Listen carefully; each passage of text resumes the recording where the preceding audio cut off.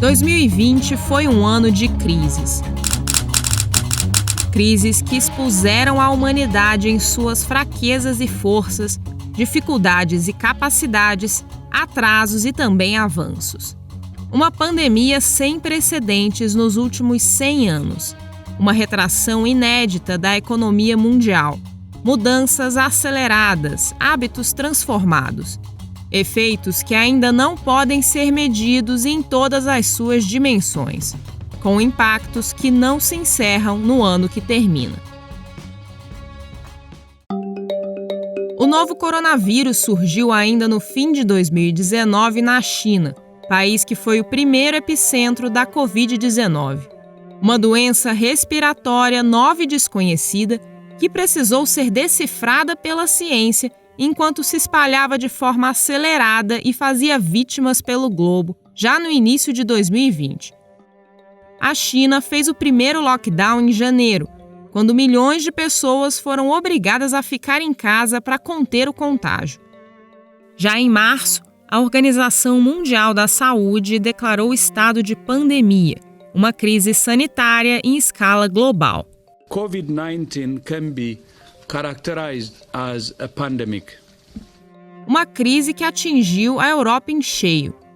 O segundo epicentro da doença, onde ela realmente mostrou sua força.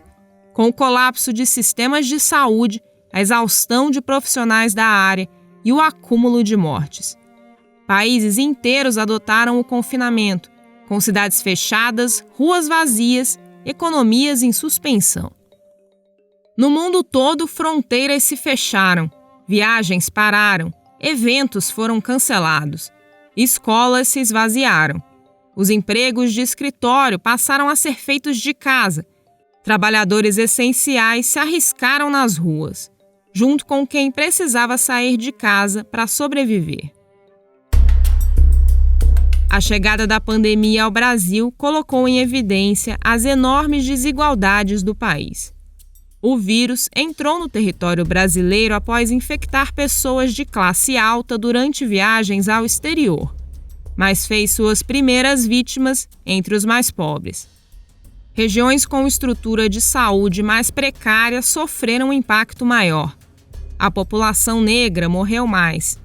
A crise que atingiu a economia e fez aumentar o desemprego afetou desproporcionalmente os mais pobres.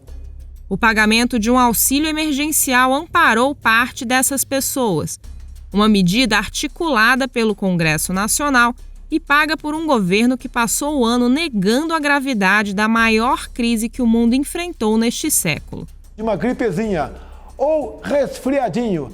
Puxadas pelo Brasil e pelos Estados Unidos, as Américas se tornaram o terceiro epicentro da pandemia. Em comum, o maior país da América do Sul e a maior potência mundial têm presidentes que agiram contra a ciência e viram seus países sofrerem os efeitos devastadores da Covid-19. Jair Bolsonaro passou parte do ano criando embates com outros poderes e até fazendo ameaças de ruptura institucional.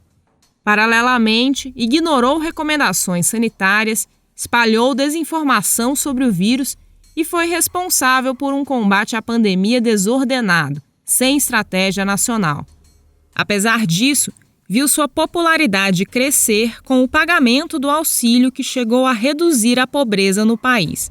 Sob risco de impeachment e na mira de investigações que atingem a ele mesmo, sua família e seus apoiadores, Bolsonaro se aliou aos grupos políticos que antes criticava, enquanto perdeu entre os aliados um dos ministros que marcaram sua ascensão ao poder. Eu, infelizmente, não tenho como persistir com o compromisso que assumi. Nas eleições municipais, a onda antissistema que dominou 2018 deu lugar a vitórias de partidos tradicionais da direita e da centro-direita. O apoio de Bolsonaro teve pouco impacto nas votações locais. Novas lideranças despontaram nas campanhas, mas a aposta foi de pouca renovação nas prefeituras. Nas câmaras municipais, grupos subrepresentados na política ganharam mais espaço, mesmo que a passos lentos. A virada do ano vai significar novos desafios para os governos. A necessidade de vacinar a população contra o coronavírus, com imunizantes desenvolvidos em tempo recorde. O fim do auxílio emergencial, que o governo federal não pretende renovar por falta de recursos. Uma crise econômica que atinge o Brasil sem o país ter se recuperado totalmente da anterior. A destruição ambiental que continuou a atingir recordes na Amazônia, no Pantanal e em outros biomas, que faz o governo brasileiro receber cada vez mais atenção e pressão interna e externa.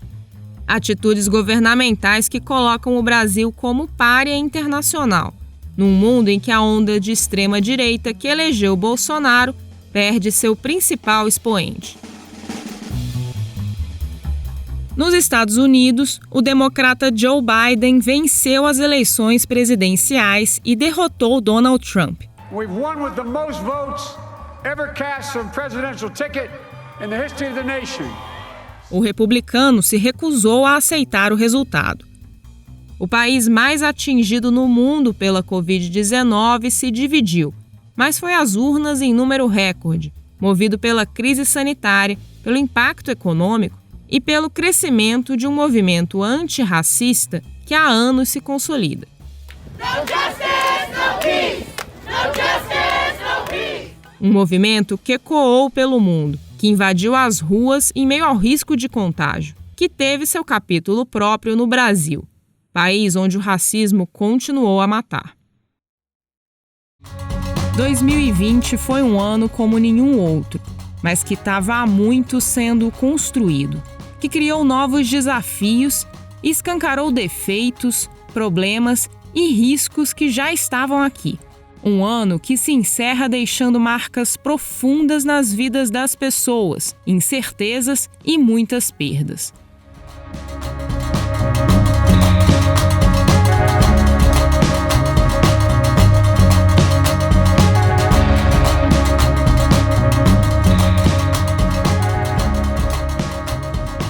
Não foi fácil entender 2020.